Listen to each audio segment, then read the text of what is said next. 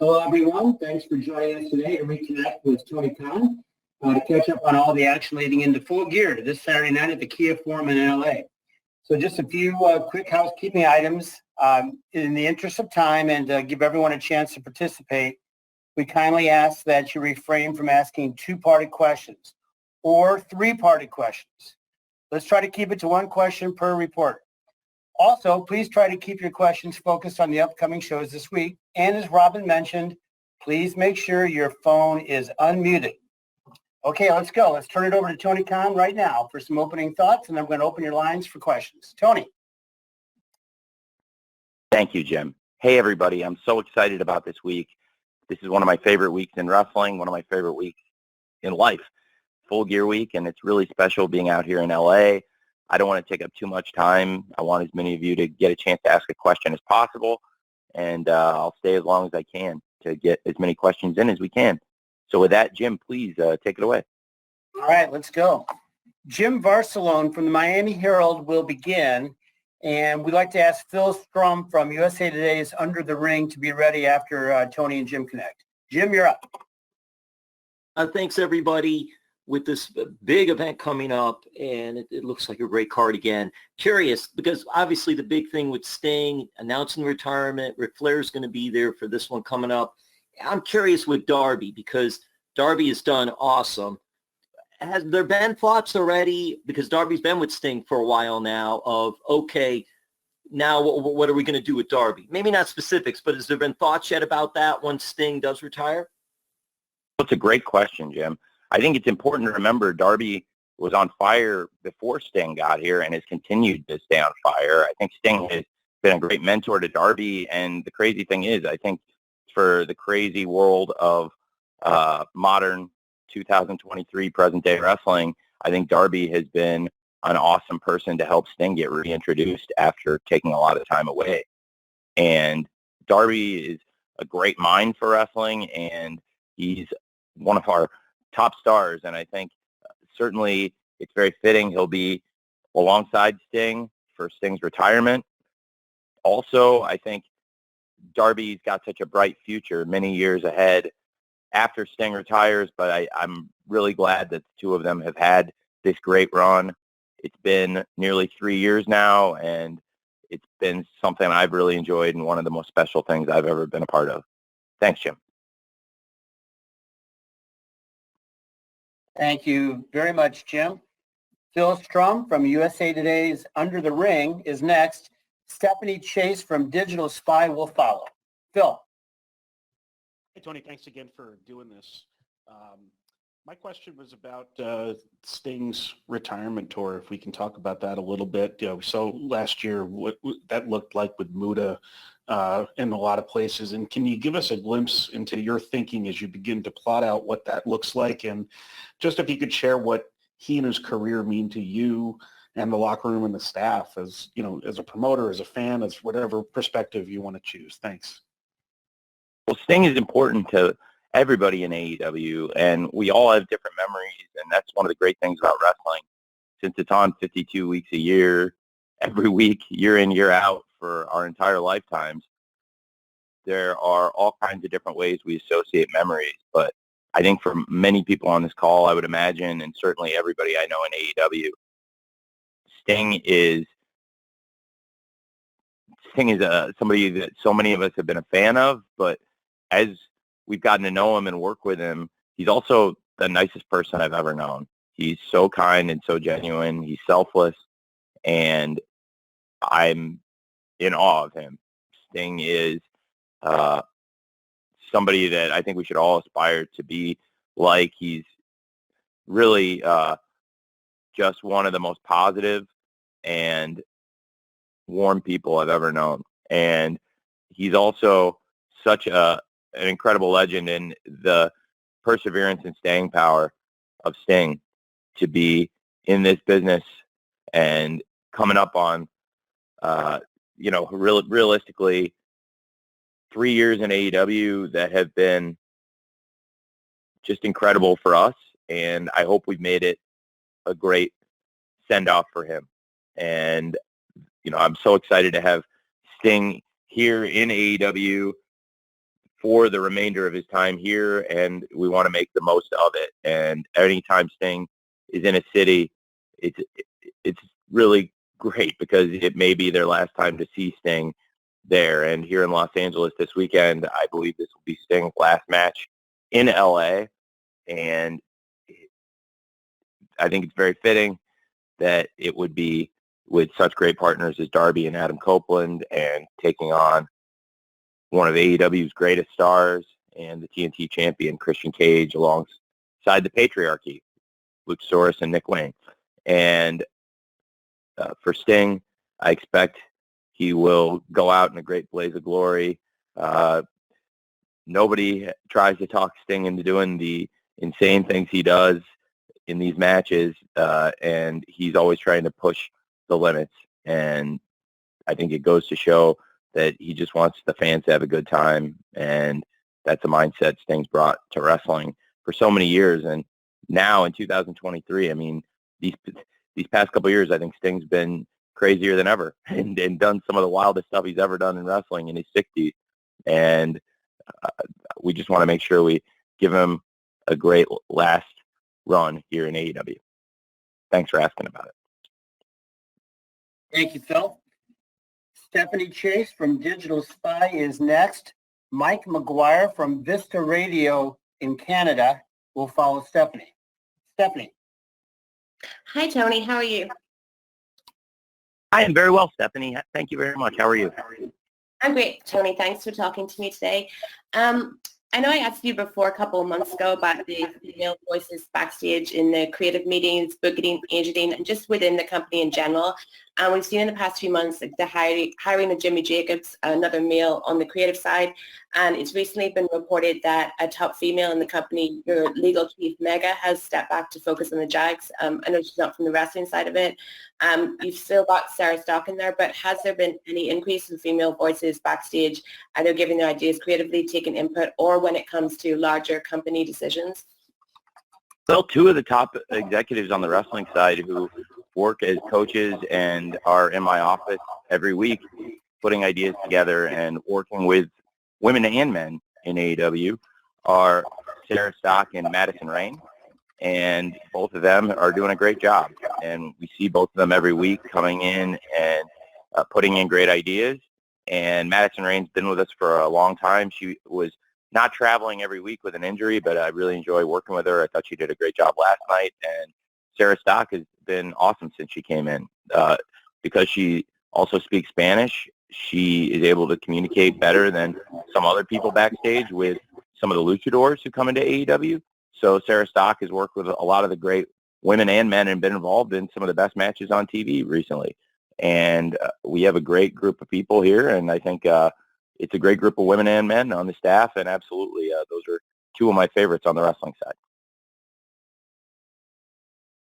Thank you, Stephanie. Mike McGuire from Vista Radio in Canada, you are next. John Orchiola from Screen Rant will follow. Mike. Hey, Tony. Thank you very much for the time today. Always appreciate these media calls, and I love the chance to talk to you here.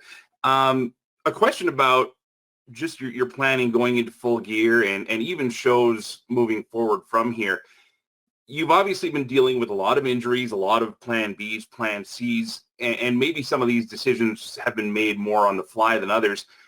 And I don't want you to spill the beans here. I like watching wrestling and being surprised. But I guess the question I have is, with the level of intensity that your wrestlers are putting out in the ring today, are you coming up with plan Bs and plan Cs more often now in case something, heaven forbid, does happen in the ring? Well, it's a great question. I think we got some practice at that in the lockdown era because very frequently, and again, I mentioned earlier, and we all know it, wrestling is a 52-week-a-year business. There's no off season, and it is the ultimate nonstop marathon that never ends until you quit. And I think that in the lockdown era in 2020 and 21, we got a lot of practice with people being out with, during the lockdown, either exposures or people who would, had COVID. And so we didn't want them to come in, and we would change plans from what we previously had to protect those people and protect everybody. And there were periods of time where lots of people weren't traveling. So I changed a lot of things, and it sometimes led to great moments. Like John Moxley and Eddie Kingston was something that if you watched All Out 2020, there was a battle royal, and it came down to Lance Archer and Eddie Kingston. And if you watch it, I think it's clear those are the two guys, not only obviously the two final people in the Casino Battle Royal, but also two people that I was setting up where they were both future John Moxley opponents. But Eddie ended up moving up the order, and that match happened sooner than I was originally planning it. It worked out great. And here we are at Full Gear, and that ended up being the main event of Full Gear 3 years ago, one of my favorite shows we've done. And there's been so many great things along the way that happened due to an injury or a change. But on the flip side, I can't lie to you and say it's been easy or that, I've been happy about it. I think that some of the stuff that happened at Grand Slam in particular, it was such a great show, and we're on such a great run of big events, yet losing Adam Cole for an extended period of time and John Moxley for a shorter period of time, but one that also had major effects on the company. These were really challenging, and also those guys were on a roll and doing great stuff. John Moxley and Orange Cassidy were on fire, and Adam Cole and MJF had been just crushing it for us. So it really was challenging those in particular, and we've had a lot of stuff come up, but I think it's been great how everyone's pulled together. And what's awesome to me is we've been able to continue this awesome streak of pay-per-views. I've said it over and over because I believe it's true. Since Collision started in particular, I think we're on the best run of pay-per-views we've ever done. We started the year great with Revolution, and there were a lot of things I liked at Double or Nothing. And then when Collision kicked in, I absolutely believe that when we went from doing 3 hours of television every week to 5 hours of TV every week, it allows us to tell a lot more stories, and it definitely sets us up in a good position going into the pay-per-views, not only to be able to build up more matches, but also feature more great wrestling on TV every week to get us to the pay-per-views. And it has only made the pay-per-views feel more special. And I believe that the run we're on from Forbidden Door in Toronto, and then the biggest thing we've ever done, of course, All In, Wembley, London Stadium, and then All Out and Wrestle Dream. That's my favorite run of shows we've done. And now we have a chance to extend it this weekend, Saturday, at Full Gear. And it's been a lot of changes to get here. And that isn't dissimilar from Full Gear 2020 in some ways, where there were changes along the way, and that ended up being one of my favorite shows we ever did. And I hope we can continue this great run we're on this Saturday at Full Gear. Thanks very much for asking. Thanks, Mike. John Orchiola from Screen Rant, you are next. Dominic D'Angelo from Ad Free Shows will follow. John?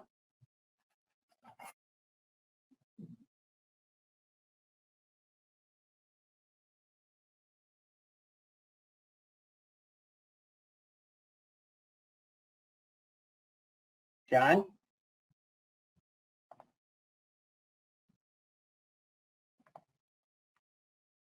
Well, how about we go to Dominic D'Angelo from Ad Free Shows, and then we'll try John after Dominic. Dominic, are you ready to go? Yeah. Hey, Tony, can you hear me okay? Yep, I hear you great. Okay, awesome. Hey, wanted to kind of get your insight a little bit on the growth and evolution of MJF. AEW's kind of had some sound ambassadors throughout the year from a wrestling perspective. I'd say like Cody Rhodes was a big one starting off, then he left, and you even had CM Punk, but then other talents, Bryan Danielson. Would you consider MJF a big ambassador for you guys as a company? And where do you see his growth growing moving forward as his contract is set to expire in 2024? Well, MJF is the AEW World Champion and the face of the company in so many ways, and has been with us since the very beginning. He was involved in the very first AEW match ever from start to finish, and he's been involved in so many of our best shows and great moments in AEW. And when you talk about the greatest homegrown stars, I think the conversation starts with MJF. And he is a great champion, and we've seen him grow a lot as a champion. When he started, he really took shortcuts, and we heard MJF say he wanted to be a champion who held on to the title by hook or by crook, and only defended it when he was forced to in mandatory matches. And now he's grown into a fighting champion. And I think a lot of this happened when he bonded with Adam Cole. Every time we'd seen MJF make a connection with somebody, he'd stab them in the back time after time. And we don't know what's going to happen with Adam Cole and MJF. Nobody does, I think. But I think that it's certainly been something that's definitely affected him on as far as how he's treated the championship and himself as the champion. And I think there's been great growth there in MJF on screen and off screen. MJF's been a great leader for AEW and somebody that we can really count on as a great champion, which I don't know if anybody would have predicted that when we did the first AEW show at the LA Forum. So it shows how much things can change in a year and change. And so I believe not only is MJF one of our great homegrown stars and the kind of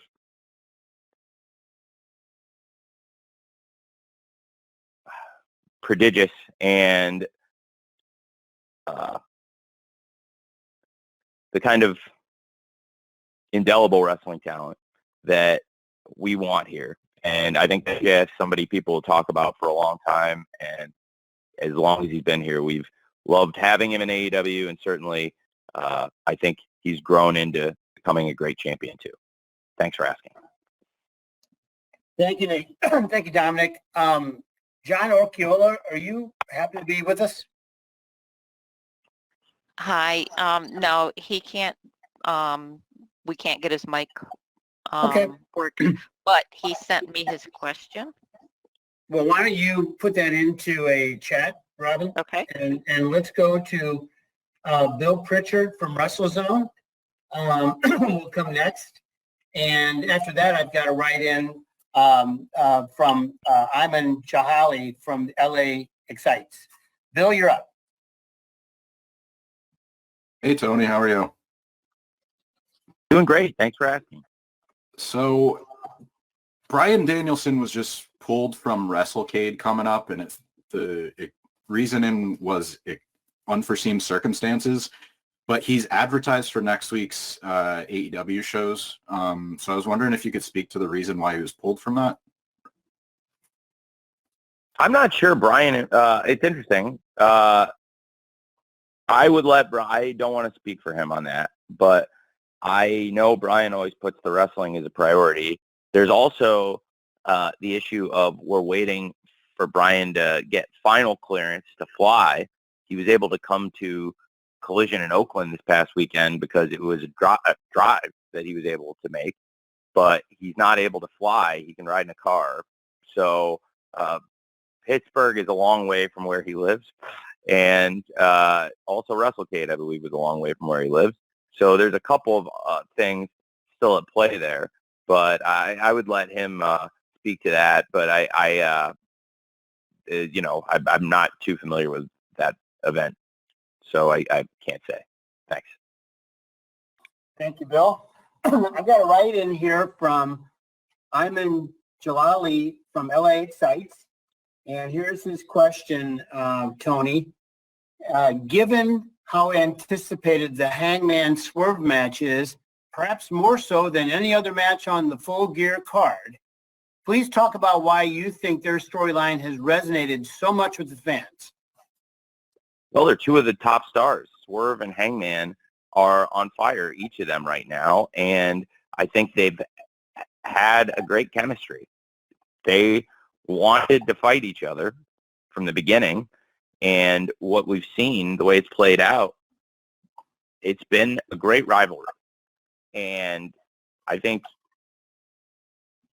it's great to see in wrestling two people that care so much about beating the hell out of each other. And what started as a rivalry about who can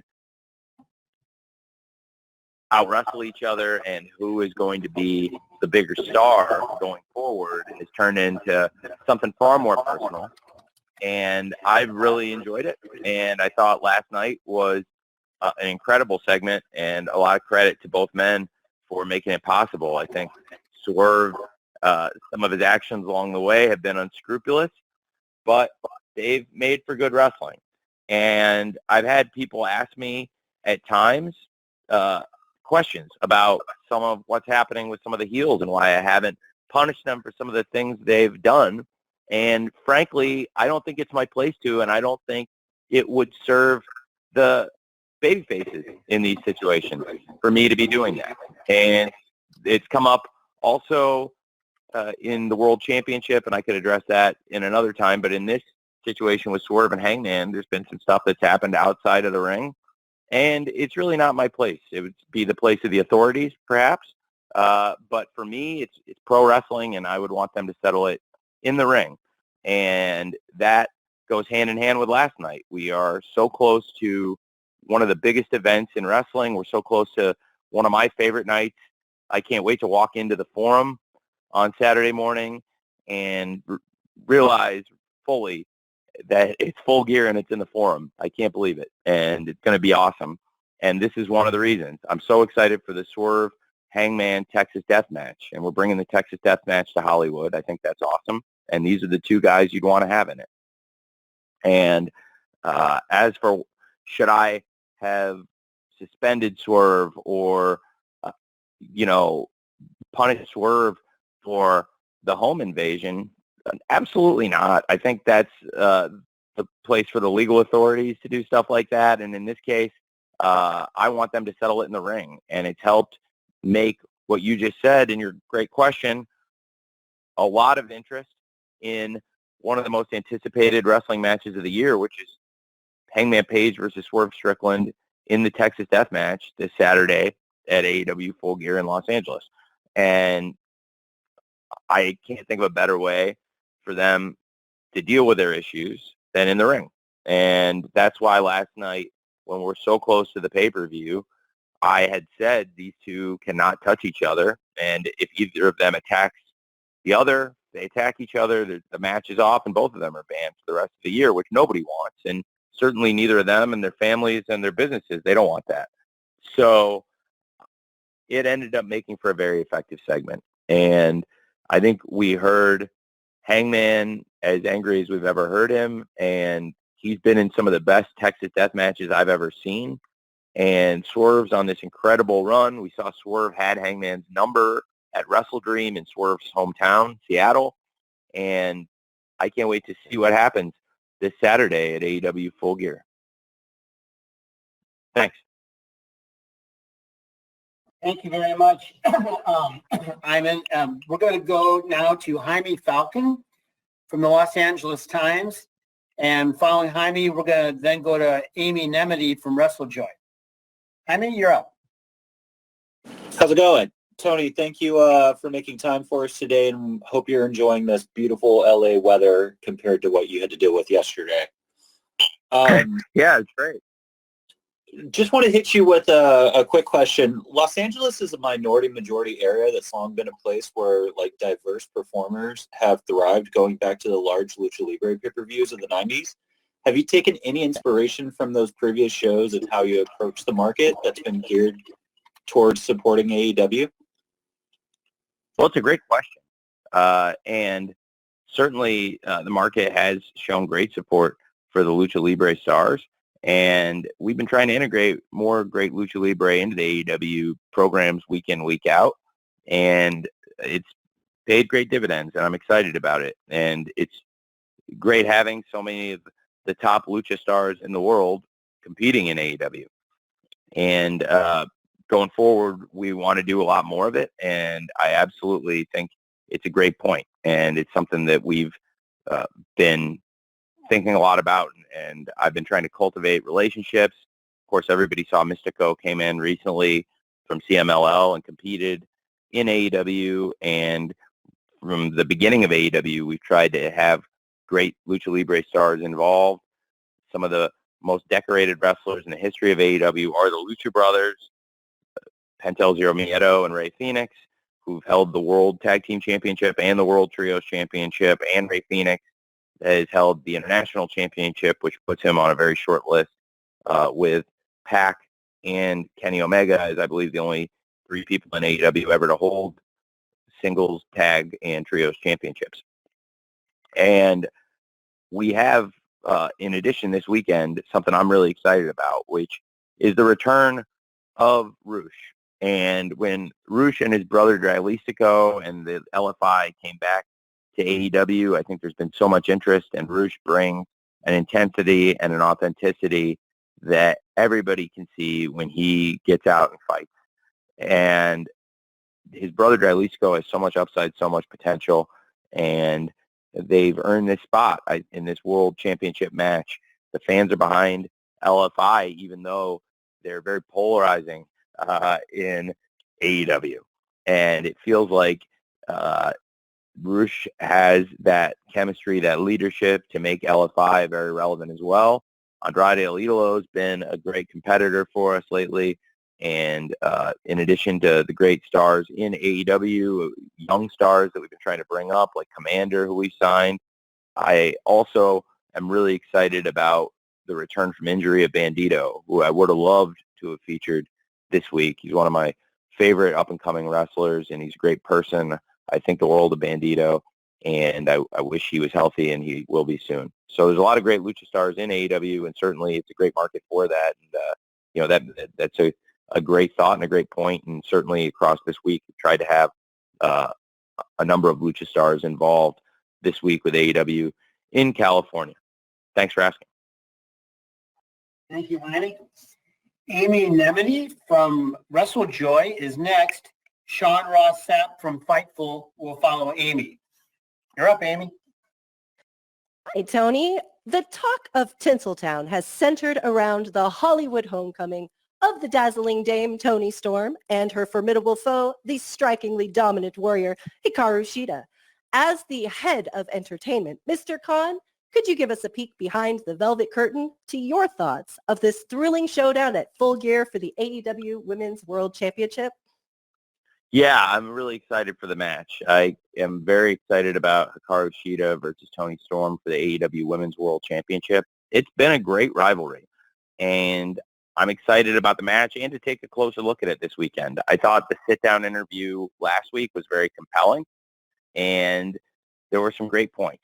First of all, you have to look at Hikaru Shida, who is the most accomplished champion, arguably, in AEW. I think she would be on a very short list, certainly, of the great women and men who've competed in AEW since the first year and dominant competitors.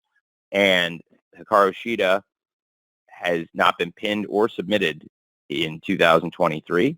She's been a great champion, and when she regained the championship, she put herself on not only a very short list, but I believe ensured her immortality in the AEW history books. And the run she's on is amazing. And it was a great sit-down interview between Shida and Toni Storm. And something I thought was such a great point was when Toni Storm answered Shida's question. She'd asked Toni, what happened to you? As it's clear, Toni's changed a lot, and some people think she's lost her mind. And Toni said, you happened to me. You're the one who's caused all this. I've changed because of you. And it's true. She'd had Toni's number. There was a time when the two of them were friends, and Shida Storm, is something that was a lot of fun, and they had a friendly, competitive rivalry. And Toni Storm at one time was a poster girl of AEW in a very different way. And she had something that some might consider of a fall from grace. I see it differently.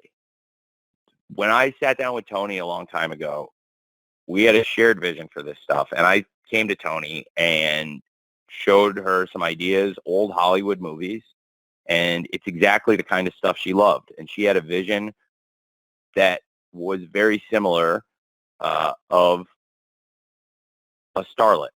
And the word she had used at the time months ago when we talked, this was a long time ago. It was when we first started, it was a long time ago, and I'll say this, it was when I first started working on getting Mariah her visa and stuff. And that took longer than I would have liked, but it's worked out great. And so I sat down with Tony a long time ago talking about old movies and plans and things we could do. And she started watching the movies and she sank her teeth into it more than anybody's ever sank their teeth in anything ever. And she had such great ideas, and then we brainstormed, and I think Tony's great and love working with her.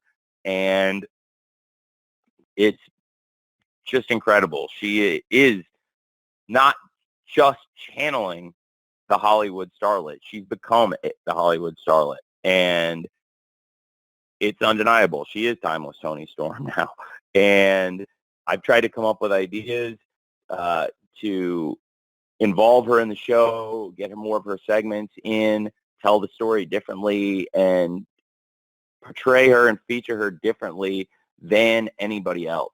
And now I think for that great axiom or test, like the Halloween costume wrestler, is there a wrestler who is enjoyable and is a star and has a gimmick that somebody could go out and do for Halloween, and and isn't just necessarily a vanilla, something special. Well, I think if somebody wanted to go out and paint themselves black and white and be Toni Storm, that would be a hell of a Halloween costume. And I think she's grown to be something of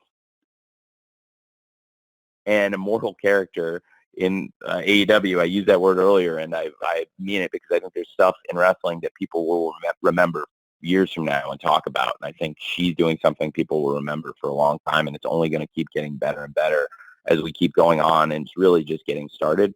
And I think it's important to remember that, like Tony said, it got started with Sheeta. And Sheeta's the one who set her down this path to madness. Is it a path other Hollywood starlets have followed, like Norma Desmond or many others? Is there some Margot Channing self-absorbedness in there? Is there well, frankly, I'll save some surprises and not say much more about it, but I am excited about what's happening with Timeless Toni Storm and Hikaru Shida. I think they're two of the best stars in AEW, and I'm so excited about the match and what Hikaru Shida is doing as the world champion now for the third time, and about Toni Storm's Hollywood Homecoming this Saturday. Thank you. Thank you, Amy. Sean Ross Sapp from Fightful is next, and Sean will be followed by Dave Meltzer from the Wrestling Observer. Sean. Hey, Tony. A couple weeks ago, we had the announcement of the All In pre-sale, and now we have hype surrounding an upcoming signing at AEW Full Gear. Much is made when you have these announcements, or even announcements of announcements. How do you sort of weigh when you do that and sort of decide how you hype them up and to what degree you hype them up? Because obviously that's something that's talked about a lot in its own. Well, it's a great question, Sean. That's a really well thought out question. And it's something I weigh all the time, because we have to announce matches and announce moments and announce huge things and signings. And sometimes you just try to do what feels right and create engagement. And that's something we've been able to do, whether it be on television or through social media. I think certainly we created a lot of awareness about Wembley by putting a lot of fanfare around the announcement, and then putting it on television and getting a lot of eyes on it and conversation about it. And I think now there's a lot of awareness about the December 1st on sale. And I think we've been able to use the TV and social media at times to get people excited. And then there's times where I like to keep people on their toes, and it was fun to have something this past week on Collision that people are blown away by, and that's the Continental Classic, which people are really excited for. And I'll have more information about that right after Full Gear. And for those of you coming to Full Gear, I can even talk to you with a lot more details in the scrum after the pay-per-view about where this is going and who's going to be involved in the Continental Classic and what's going to be taking place there in the weeks to come after Full Gear. I think right now I want to keep as much focus on Full Gear as possible. And you mentioned an announcement I had about a new signing. I'm really excited about that. And I think that's going to be someone that will be a great addition to AEW, and it's going to be a big deal. And, as for how to announce the announcements or when to announce things, it's something that definitely there's lots of different ways to slice and dice it, and there's tons of different ways to approach that. But really just trying to create excitement around our big promotions, events, wrestlers, and get good buzz around the company. And I think we've been able to do that. Last night's show was very well received, and I think people are pumped for Full Gear this weekend. On Saturday, I should add, by the way. It's weird, not the pay-per-views on Sunday, but I'm very, very glad we'll be doing it on Saturday, and then I'm able to red-eye back for the Jags game, too. Thanks, Sean. Thank you, Sean. Dave Meltzer from the Wrestling Observer is next. Paul Berry from Newsweek will follow Dave. Dave? Hey, Tony, how are you? Hey, I'm great, Dave. How are you? I'm great. I'm great. I'm looking forward to the weekend. And so as far as I guess it's what I'm kind of curious is you've done pay-per-views actually with shorter windows between them in the last, since the end of August. And what have you learned, pros and cons as far as putting it together and business-wise from doing that? And also, are you close to $1 million gate for Saturday? Yeah, that's a great great question at the end there too. We are approaching it. We've got a great gate. I think it's closer to the 900,000 range right now, and we've got a great chance to make a push with a big walk-up. And I think it's going to be one of the biggest crowds we've had all year, and it's going to be certainly a lot of fun. And I would put the Forum on a very short list of my favorite venues in the world. And it's been a lot of interesting and great things that have come from doing more pay-per-view events for us. And it's definitely been great for the business, bottom line. And that is something I felt confident about, frankly, Dave, from years of studying wrestling economics and business trends. And something you over the years have written is about the inelasticity of pro wrestling as a market, and that really every wrestling company that's expanded the pay-per-view calendar has been happy. And for us, we launched with 4 premium pay-per-view events, including Full Gear, which is this Saturday and is one of my favorites, and I'm really looking forward to the weekend too.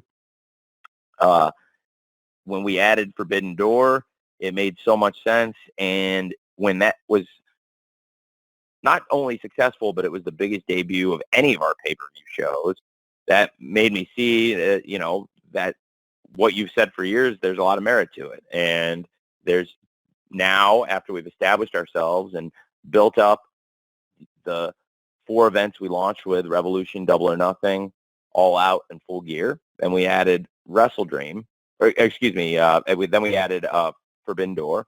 This past year, of course, we did add Wrestle Dream. That was something I had penciled in about a year in advance, really exactly a year in advance because when Antonio Inoki passed away, I circled the date, and I wanted to do an event that would pay tribute to his life and legacy. And, I believe he's the one who made so much of what we do possible today. And I also, of course, felt really strongly about adding All In. And as you said, there's been different lengths between some of the pay-per-views It's been anywhere from a week to a month or over a month.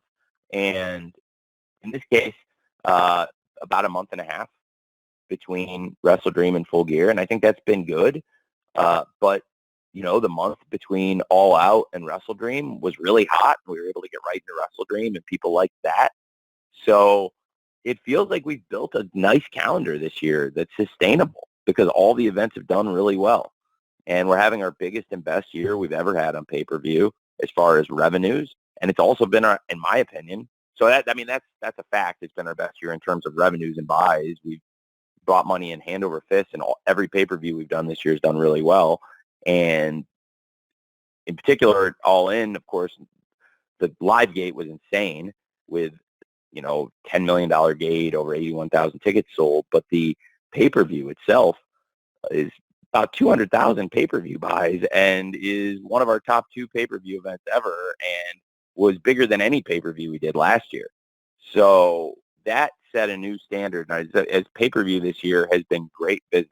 And then my opinion, and I think it's an opinion shared by a lot of people, including the readers of The Observer, who've given some of these pay-per-views virtually unanimous thumbs up. I think there was one person who gave All Out a thumbs in the middle out of several hundred. I don't know. I would love to know, Dave, who the person who gave All Out thumbs in the middle is, if you could tell me.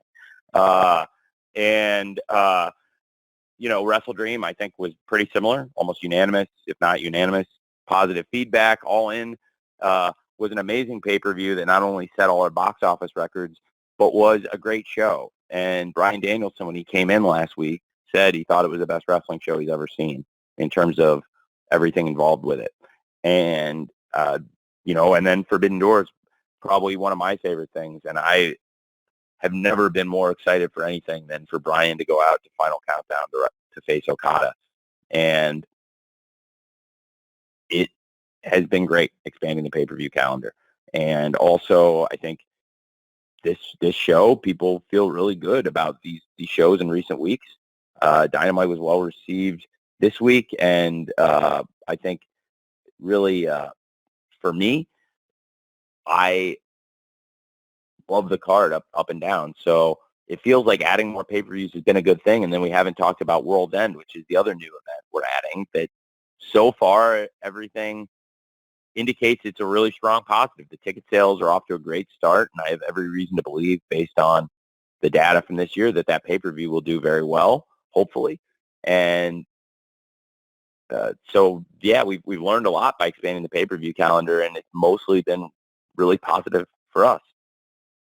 Thanks, Dave. Thank you, Dave. Paul Berry from Newsweek is next. Excuse me, and then I've got a write-in from Aranava Ghoshal from Sportskeeda. Paul. Hey, thanks for the time, Jim and Tony. Congrats on a really strong Full Gear card, shaped up really nicely. Significant part of the build for Full Gear has been the many threats coming after Max and the AEW World Title, especially the secret identity of the person behind the devil mask. So my question is, when you're building a story with a secret reveal like this, are you actively trying to leave clues for fans to follow and find along the way? Or are you more working to protect that reveal for the sake of making it feel like a bigger surprise? Well, that's a great question. And I don't want to tell you what's what. Are these clues? Are these red herrings? Certainly we've put a lot of information out there, and it would be cruel of me at this point, after everything we've done, to tell you what is a red herring and what is important information for later. But I do think we've shared a lot of information in the course of this story, and really it's been, for me, one of my favorite things on the show. Certainly it's been challenging with Cole getting hurt, but we're all looking forward to having him back. He was on such a great run, and it's one of the things I take the most pride in when we look back at the end of the year, because Adam Cole, people, I think after his head injuries, when he came back, I think he had been so hot when he came in 2021, and for better or worse, I don't know if people believed he was ever going to get as hot as he had been. And then in 2023, He defied all the expectations. I think there's a lot of people that really like Adam Cole, and I think there's a lot of people that believe in Adam Cole. But I honestly believe, and I've said this to him, and I said it to him in London right after Wembley with tears in his eyes, and I told him that I take as more pride in this probably than anything we've done all year, that there's people that didn't think he would get as hot as he had been in his peak of his career, and I believe in 2023 he's been hotter than he ever was or has been. And for us, certainly, he helped move so much business. And Adam Cole is one of the most important people in AEW, and it was brutal when he got hurt at Grand Slam, completely different than some of his prior injuries, and just a total fluke thing. And, you know, we've responded since then, trying to put on great shows. I think Wrestle Dream, after he got injured, was a great event, and we've had a lot of great shows since then, and I believe Full Gear will be a great event. And, you know, I really look forward to when Adam Cole can come back healthy to AEW. And I think for having, you know, MJF and Adam Cole as the tag team champions of Ring of Honor at All In, we started the show so great, we ended the show so great, and I believe that MJF and Jay White in the main event of Full Gear is such a great rivalry between somebody who is one of AEW's greatest homegrown stars and one of our best new generations of free agents. And their rivalry has been against the backdrop of the interference from, for lack of a better word, the devil.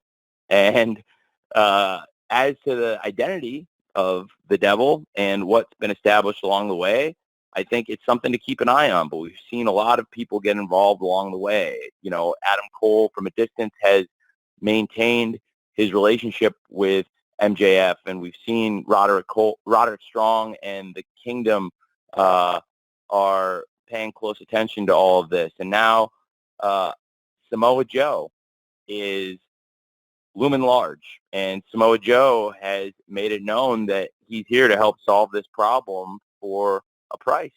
And then there's Wardlow, who's also looming large, and a lot of interesting things happening. And I'm very excited for Full Gear, and I think having MJF versus Jay White and knowing what's happened along the way, of course, the devil, I have a bone to pick with whoever it is, because the Acclaimed are great stars for us, great draw for the company. They move so much merch for us. And for whoever the devil is to take out the Acclaimed, I have a bone to pick with the devil myself now. And I think it's going to be excellent when MJF and Jay White lock up. And as for all the other people who've become entangled in this situation, Samoa Joe, Wardlow, Adam Cole, Roderick Strong, the Kingdom, potentially others along the way, it's definitely something to keep an eye on, and it's created a lot of intrigue in AEW. Thanks for asking. Thank you very much, Paul. Here's a write-in I've got from Arnava Ghoshal from Sportskeeda, and then Hector Diaz from the Los Angeles Times will follow. Here's the question, Tony. Full Gear will feature Adam Copeland's first AEW pay-per-view match. What are your thoughts on working with the veteran and his excitement for the upcoming match? I really have enjoyed working with Adam Copeland.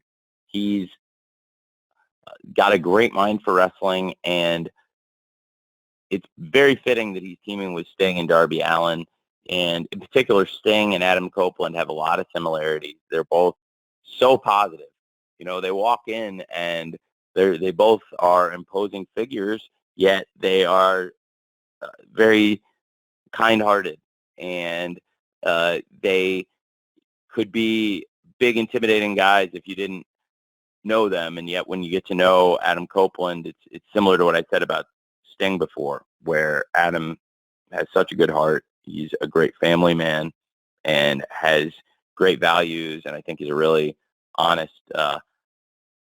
person in all my dealings with him, and certainly somebody that has a lot of respect in our locker room and from fans around the world, and a huge following. And Adam Copeland, when he came into AEW, I think he was in denial. And he was in denial about who Christian Cage has become. Christian Cage, the patriarch, is a different person in AEW than he had been anywhere else in his career. He's a much darker figure. And the patriarch has taken advantage of misery and has taken advantage of personal tragedies in the lives of AEW wrestlers and in particular his opponents. And I think, for Adam Copeland to come into AEW and get involved with Sting and Darby Allin makes a lot of sense, and I'm glad they were able to open his eyes as to what Christian Cage has become. And now to see Adam Copeland and Christian Cage standing on opposite sides of the ring from each other in AEW, it's a big deal to me personally, and I think it'll be a big deal to a lot of the fans. And it's very cool that both of them have maintained such a high standard of excellence. And Adam Copeland being in AEW is a big deal for us. And I am very excited for the pay-per-view on Saturday and that match in particular. Thank you. Thank you very much. Hector Diaz from the Los Angeles Times is next. And if we have time after Hector, we've got one more from Liam Crowley from Comic Book. Hector? How's it going, Tony? Hey, great. Thank you for asking. How are you? I'm doing well. Is there a difference in how you plan multiple cards for this LA market, considering the minority majority, as opposed to like a market that's less Latinx dominated? Oh, that's a great question. Well, for the pay-per-view audience, you've got very the ultimate wide net you're casting, and people watching all over the world. And in Los Angeles, it's a great market for all kinds of fans, and it's just a great city. I love LA, and I think, as I mentioned earlier, it's a city with a great history for lucha libre and pro wrestling in general. And AEW's had a lot of success here. It's been one of our best markets. We debuted in Los Angeles finally at the Forum here in 2022 and had a great first ever event. And we saw the kind of energy the Forum can bring. And every show we've done there so far, 2 for 2, it has been great. Now I think we're about to go 3 for 3 with a big Full Gear pay-per-view. Of course, we have run Dynamite there last year and this year, and they're two of my personal favorite Dynamite shows. And the crowd brings so much energy, and definitely there's a great Latin fan base in LA, and Lucha Libre has had a good amount of success there. And so we've had some involvement from luchadors on Dynamite and, of course, on plan for Full Gear, and we'll see more of that tomorrow on Collision and Rampage, I think it'd be fair to say, and very excited for that. Of course, we've announced Roosh versus Dax Harwood, which is a great match for tomorrow at the Forum, and a lot more to come for the big 3-hour block of live Collision and Rampage, followed by the countdown to Full Gear. So a big 3.5-hour block, something we haven't had before like this on TNT, and is a great show of support from our awesome partners at Warner Brothers Discovery to give us 3.5 hours tomorrow night for a Friday night block on TNT. And hopefully we can take advantage of being in this great market. Thanks for asking. Thank you, Hector. So our final question of the day, Tony, comes to us from Liam Crowley from Comic Book. Liam? Hey, Tony, thanks for taking the time today. Going to be really annoying with this final question, as I'm sure anyone who's on social knows what I'm about to ask. But Adam Copeland, you mentioned him earlier. He's got a big film project coming out very soon. Percy Jackson and the Olympians coming out December 20th. 2 days after that, your world champion MJF stars in the Iron Claw, the A24 movie. I know neither of those projects are under the Warner Brothers Discovery banner, but do you have any ambitions to do some kind of cross promotion with both of them, considering that these are two of the first times talent from your roster is crossing over into Hollywood? I can't speak to Adam's project, which is really exciting, and I know a lot of people are talking about. I got on the flight in, I got stopped to talk about it, and I think that's awesome, and it's great for AEW. With Max's project, the Iron Claw, yes, I do think there is. I do think there's a great opportunity for us to promote the Iron Claw, and I'm optimistic that we can. And it's very cool that we'll also be going to Dallas along the way, which is pretty neat and means a lot to me. And that is something we do every December, and great timing with the release of the Iron Claw. Thank you, Liam. Tony, any parting thoughts? Any final comments? Yes, thanks, Jim. Yes, I will give my Rod Serling at the end of the Twilight Zone soliloquy now. This is going to be a great weekend, and all of you, I really appreciate you participating in this. I'm sorry if there's anybody that we didn't get a chance to speak with. Hopefully, some of you will be coming to the live pay-per-view, and if you're on the West Coast, hopefully I'll see you at the forum, and look forward to having you all at the event. And I'll try and stay and answer as many questions as I can, and it'll be as much as I can do before I get on the red-eye flight back to Jacksonville for the Jags game. And we're going to make it count this time in Los Angeles. I think it's going to be a really special Full Gear weekend. I really appreciate all of you. I don't think it would be possible for AEW to exist or to have sustained this kind of success for years now without all of you and the great coverage each of you provides. And each time I talk to all of you, I really appreciate your contributions. It's great to hear so many of your voices. And if you're not joining us in person at the forum for Full Gear on Saturday this weekend, hopefully see some of you who are on the East Coast at World's End at the end of the year if you're available around the holidays in December 30th. And again, I just wanted to say how grateful and thankful I am to all of you, and hopefully you'll all be able to check out AEW Full Gear on Saturday, and I hope you all have a great weekend. Thank you very much. Thank you, Tony, and thank you to everyone. We are now at the end of our time. As we always do, we will be distributing an audio recording to all attendees shortly. Until then, on behalf of Tony Khan and everyone at AEW, please know we do look forward to seeing you at AEW Collision and AEW Rampage tomorrow night, and for Full Gear on Saturday night. And if you can't make it, we know you'll be watching, and we do appreciate it, as Tony just mentioned. To everyone, best wishes for a wonderful Thanksgiving next week and a spectacular holiday week or month ahead. And we'll see you this weekend. Thank you.